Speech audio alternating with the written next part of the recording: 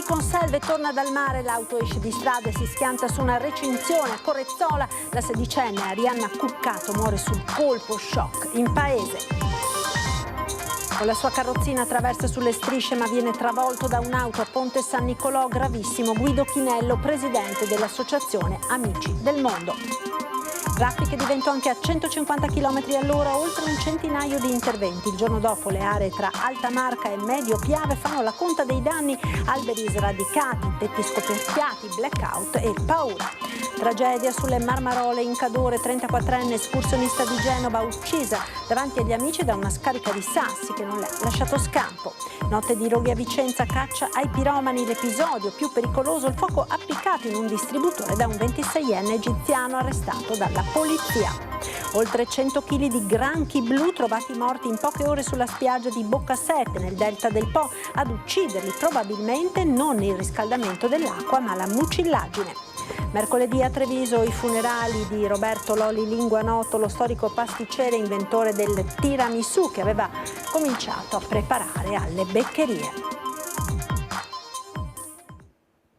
Buonasera e ben ritrovati con l'edizione del Veneto dei nostri telegiornali. La cronaca in primo piano, ennesima tragica giornata di sangue sulle strade del Padovano. Stavano tornando da una giornata in spiaggia i 5 ragazzi tra i 16 e i 21 anni usciti di strada con la loro auto sulla Monselice Mare a Corezzola. Ad avere la peggio una giovanissima di 16 anni che purtroppo non ce l'ha fatta.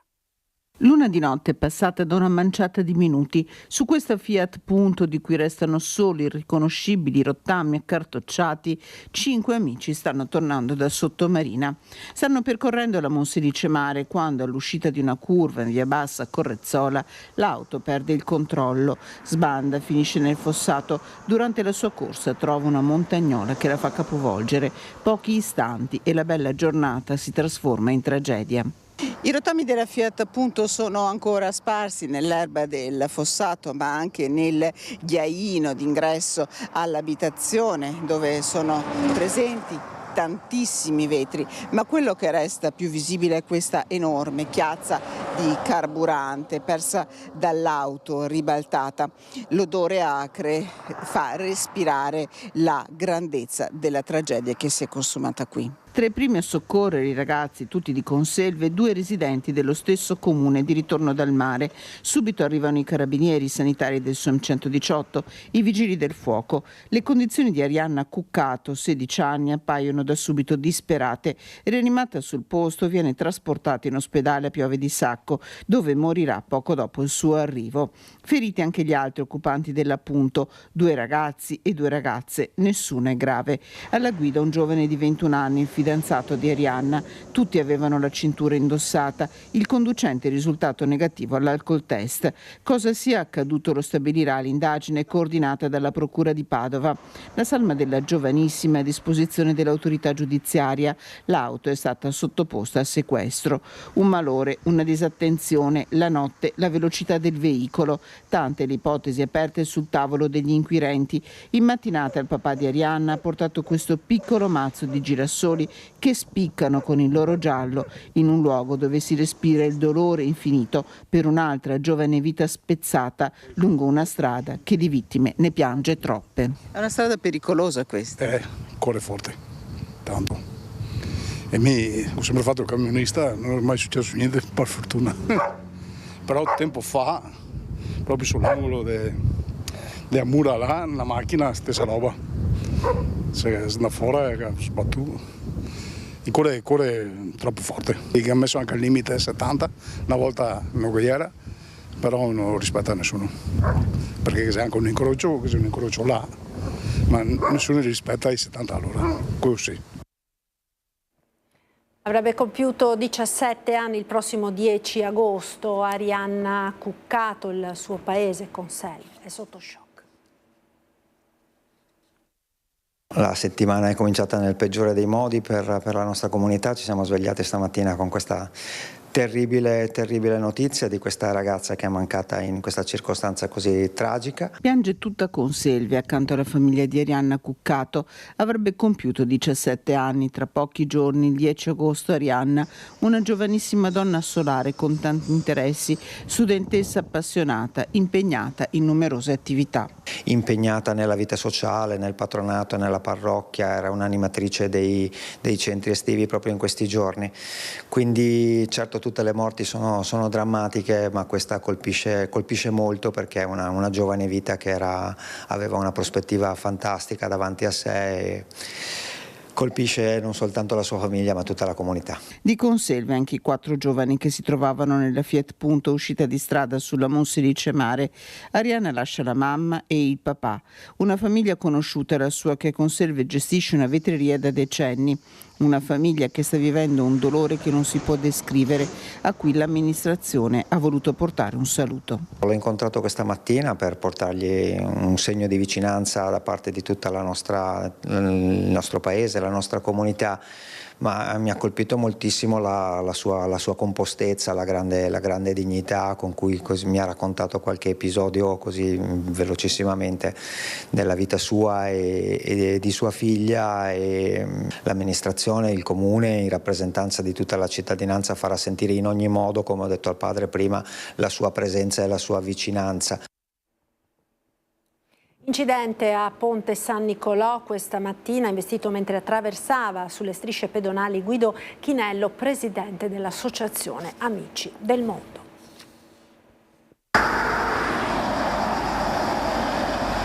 Lo schianto contro il parabrezza dell'auto, poi il volo di 10 metri.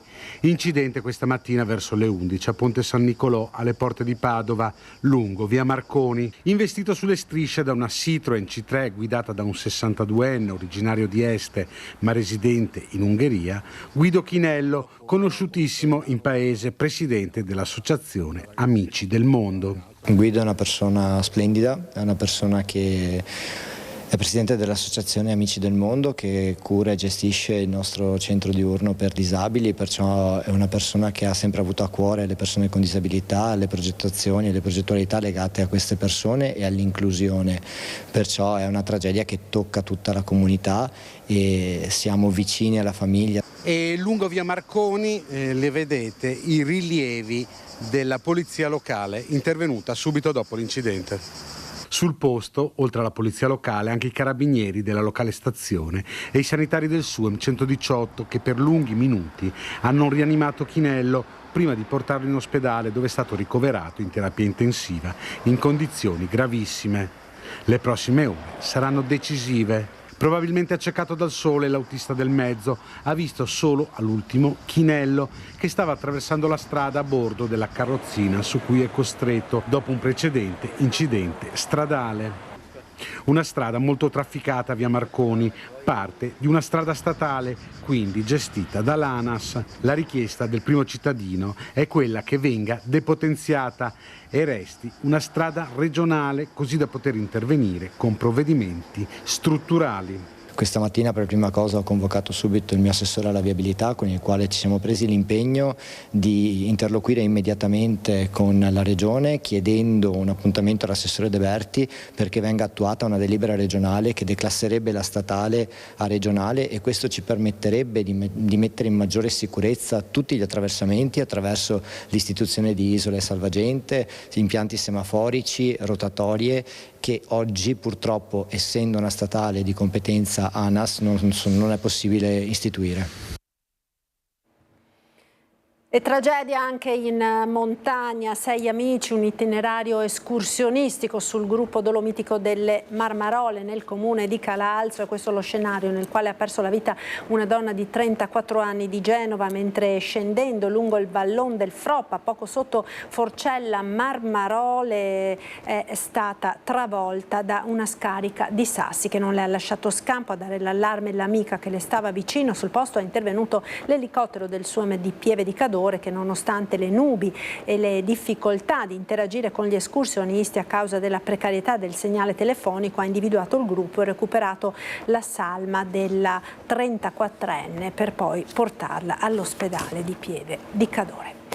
Ed ora l'ondata di maltempo che ieri sera si è abbattuta anche sulla nostra regione, particolarmente colpita la provincia di Treviso, dal Cansiglio fino a tutto l'asse del Piave. Raffiche di vento fino a 150 km/h. Vediamo.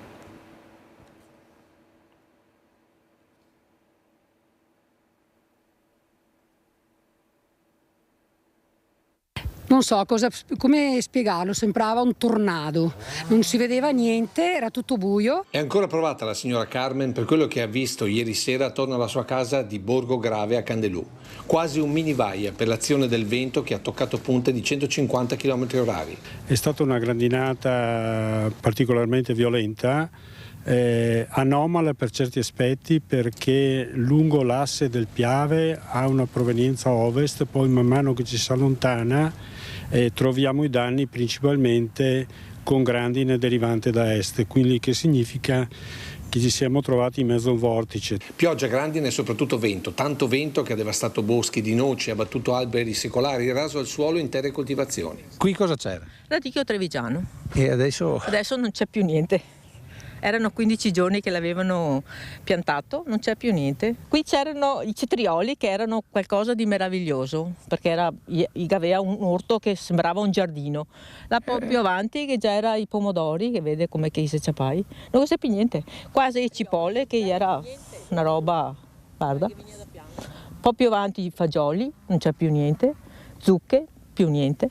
Era una roba che giuro che non ho mai vista. Tutto su un tratto c'è un torco di vento e qua davanti che già era terra secca, si è visto un fumeron di terra e dopo tutto un tratto tanta pioggia e dopo tempesta pura. Ha fatto sicuro 15 cm di tempesta. E che quando che dopo ha smesso di piova, siamo andati fuori, si camminava sul ghiaccio fino a livello delle caviglie. Tutto il borgo è rimasto senza corrente, con l'Enel che ha provveduto nelle ore successive ad attivare una serie di generatori in loco. E sempre da ieri sera e per tutta la giornata di oggi sono continuati a decine gli interventi dei vigili del fuoco in zona, parte degli oltre 200 in tutta la provincia. Mentre sin dalle prime luci dell'alba molti hanno iniziato a tagliare e spostare le piante spezzate e cadute, che come in questo caso hanno devastato l'autorimessa di questa abitazione. Era sui 8:30, verso le 8 era, sì. E cosa ha visto? Il cielo scuro? Altro che scuro e pandemonium. E allora cosa ha fatto? Si è chiuso dentro? Era paura era, perché non si sapeva cosa che veniva fuori. In 85 anni non ho mai visto una cosa? No, mai vista. Ho già paura, sì, proprio. Notte di roghi a Vicenza, sono in corso le indagini per risalire ai responsabili che hanno incendiato alcuni cassonetti in città. Intanto è stato arrestato un 26enne egiziano che ha appiccato il fuoco ad un distributore. Attenzione, c'è qualcuno che sta lanciando delle bottiglie contro le macchine di passaggio in Viale Verona. È l'allarme lanciato al 113 da alcuni automobilisti di Vicenza. Sul posto si precipitano le volanti che intercettano un 26enne egiziano. In mano ha un collo di bottiglia infranta, un coccio di vetro tagliente che può essere molto pericoloso.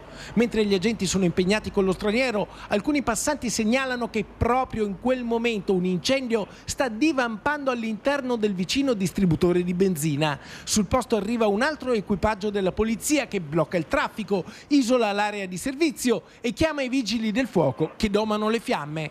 Le immagini di videosorveglianza permettono di ricostruire la situazione. Emergono riscontri evidenti sul fatto che l'egiziano, utilizzando un materassino di gomma piuma, sarebbe riuscito ad appiccare l'incendio all'altezza delle pompe del carburante per poi allontanarsi a piedi. Durante il controllo gli è stato trovato addosso un accendino. Arrestato, è stato portato in carcere al San Pio X di Vicenza. Intanto continuano le indagini sui roghi divampati in diverse zone della città. Nel mirino dei piromani alcuni cassonetti per la raccolta della carta, della plastica e del vetro. Gli ultimi incendi sono stati appiccati in via Genova, nella zona del Mercato Nuovo, e in viale San Lazzaro. Gli investigatori hanno raccolto più elementi possibile per cercare di individuare i responsabili. Si indaga anche sul 26enne egiziano accusato di aver appiccato il fuoco nel distributore di Viale San Lazzaro, ma al momento non ci sono elementi per confermare un suo possibile coinvolgimento. Continuano le indagini anche sugli episodi avvenuti tra venerdì e sabato notte in zona Ferrovieri, sotto il cavalcavia Ferretto de Ferretti e in un cassonetto in via Faccio. Ora toccherà agli investigatori, in base anche agli elementi raccolti, chiudere il cerchio. A Venezia ora 4 giorni dal Consiglio Comunale straordinario nel quale il sindaco Brugnaro riferirà alla città. Oggi pomeriggio a San Leonardo il centro-sinistra chiama a raccolta i cittadini dopo la bufera che ha travolto il comune di Venezia. Ci riferisce tutto il nostro inviato Filippo Fois. A te Filippo, buonasera. Buonasera Marta, buonasera ai telespettatori di Antenna 3. Il centro-sinistra chiama a raccolta i cittadini e in effetti la chiamata è stata raccolta. Come vedete c'è moltissima gente qui fuori dalla sala San Leonardo che non è riuscita a trovare posto, che è letteralmente gremita. Il dato di questa pubblica e alla città serve un governo nuovo. Vedete che poi sotto ci sono tantissime dal Partito Democratico, naturalmente al Movimento 5 Stelle, ai Verdi, progressisti, più tutte le liste civiche che compongono l'opposizione alla giunta di Brugnaro. Sono diversi gli argomenti sul tavolo. Questa è una prima tappa di avvicinamento verso quel campo largo, larghissimo, che dovrà presentarsi alle prossime elezioni comunali. Prima tappa, ricompaio intanto, è la prima tappa e sul tavolo c'è anche la scelta del nuovo candidato sindaco, perché secondo soprattutto le liste civiche bisognerebbe indire delle primarie, ma ancora su questo il dibattito è aperto. Comunque vi daremo più aggiornamenti su quello che sta accadendo qui a Venezia nelle prossime edizioni del telegiornale. Intanto ti restituisco la linea. Distinguo le mani avanti. Sul delta del Po per un'anomala moria di granchi blu che è stata registrata nelle ultime ore sulla spiaggia di Boccasette. Vediamo. Oltre 100 kg di granchi blu morti sono stati trovati in poche ore sulla spiaggia polesana di Boccasette nel delta del Po. L'ipotesi che il fenomeno abbia a che vedere con il forte riscaldamento dell'acqua del mare viene confutata però dal Consorzio Cooperative Pescatori del Polesine, che dà la responsabilità del fenomeno, rilevato per la prima volta in Veneto, alla mucilagine, alghe che toglierebbero ossigeno ai fondali e quindi questa non è certo una buona notizia. Se il fenomeno è legato a un fenomeno di anossia, cioè una perdita di ossigeno sui fondali e sulle acque, non è sicuramente confortante nemmeno per l'attività di molluschicoltura e acquacoltura. Il rischio è questo, il rischio è che l'anossia produca degli effetti indesiderati anche per altre tipologie di molluschi o di pesce. Analisi sono in corso da parte dell'ULSS e dell'Istituto Zooprofilattico delle Venezie, ma il Consorzio dei Pescatori del Polesine precisa che nelle lagune del Delta ne sono stati pescati 21.000 kg vivi e vegeti. Intanto 3 giovani della provincia di Ferrara hanno messo a punto uno strumento chiamato Eco Biodefender che potrebbe contenere la riproduzione del granchio blu senza alterare l'ambiente. Ora è nella fase di brevetto. Io sono sempre entusiasta quando vedo che anche dei giovani sviluppano delle idee, delle start-up per innovare o tentare di ridurre l'impatto. Questa macchina, come tante altre macchine, andrà sperimentata. L'auspicio è che questi strumenti, ma anche uno strumento che possa, estrapolare la polpa del granchio che attualmente non c'è, che possa estrapolare la polpa del granchio, possono essere utili per un'attività di diversificazione produttiva che è legata al granchio blu. Intanto, dopo un anno senza provvedimenti che difendano il lavoro dei pescatori contro il granchio blu, la speranza è che venga rinnovato il provvedimento della Regione, l'unico concreto, dicono i pescatori, che ha stanziato 200.000 euro per sostenere chi raccoglie e smaltisce le carcasse dei granchi blu. Nella Marca trevigiana ora mercoledì i funerali di Roberto Lolli Linguanoto, lo storico pasticcere trevigiano, inventore del tiramisù. Gentile signora Kitaoka, come promesso sono a descrivere come ho preparato il dolce tiramisù quando lavoravo al ristorante Le Beccherie nel 1969-70. Inizia così una delle lettere di Roberto Loli Linguanotto, il padre del tiramisù, venuto a mancare domenica sera all'età di 81 anni dopo una lunga malattia.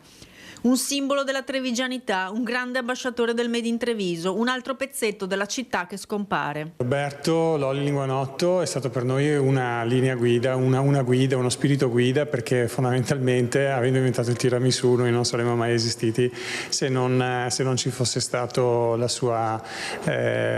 suo intervento. Una persona dolce nei modi, disponibile sempre con tutti quanti, fantastico, dava consigli sia ai più giovani. Mi ricordo, no, durante la Tiramisù World Cup che c'erano i ragazzi delle scuole, ma anche ai concorrenti, sia quelli che vincevano che quelli che non vincevano. Era nato a Treviso nel 1943, si definiva un gelataio, ricordando il suo periodo in Germania, dove era emigrato. Grande lavoratore silenzioso, era arrivato alle beccherie nel 1969 e insieme alla titolare Alba Campeol, Linguanotto aveva messo a punto la ricetta del tiramisù, poi rinominato tiramisù, il dolce italiano più conosciuto al mondo. Aveva anche sdoganato le ricette eretiche, come le definiva Maffioli, ma su una cosa non transigeva. Le grandi citazioni di Roberto Loli Linguanotto è che il tiramisù deve sapere da tiramisù, per cui non devi sentire troppo il cacao o troppo il caffè o troppo un altro ingrediente, per cui il bilanciamento dei sapori è estremamente importante. Per noi è una grandissima perdita umana, prima di tutto.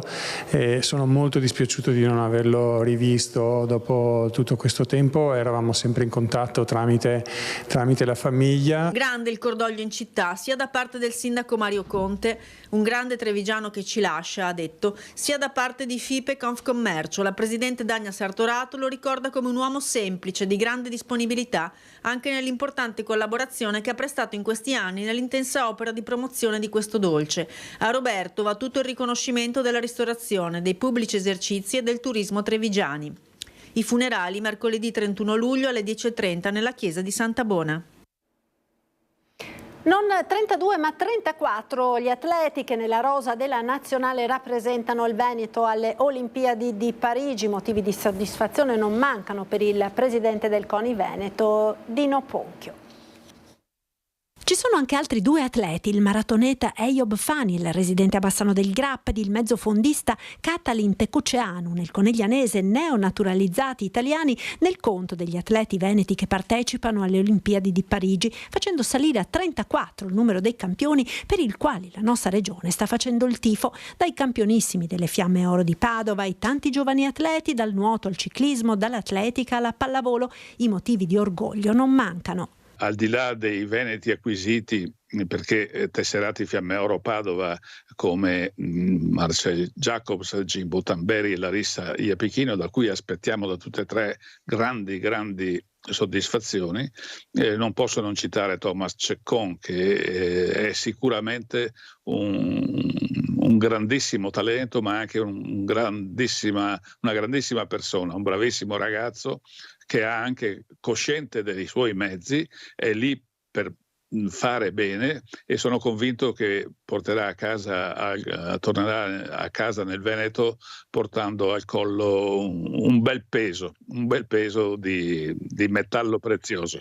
Tutti pronti a tifare gli azzurri e gli atleti che fanno del Veneto una delle regioni italiane più rappresentate sotto la Torre Eiffel. Veneto che tra l'altro quest'anno ha conseguito il titolo di regione europea dello sport e sta investendo soprattutto per portare avanti i valori dello sport tra i giovani. Anche la Regione Veneto, diciamo, anche in forza del fatto che è Regione Europea dello Sport, in forza del fatto che lo sport è entrato in Costituzione, in forza che si è trovata anche la possibilità di farlo, ha molto rinforzato il supporto economico per lo sport. Ma lo sport ha tanti valori e valenze. Qualcuno, come dico sempre io, facendo sport andrà anche alle Olimpiadi e porterà a casa anche la medaglia d'oro, ma tutti i ragazzi e le ragazze che fanno sport si arricchiranno facendo sport e lo sport contribuirà da agenzia educativa qual è a farli crescere e diventare cittadini migliori per l'Italia.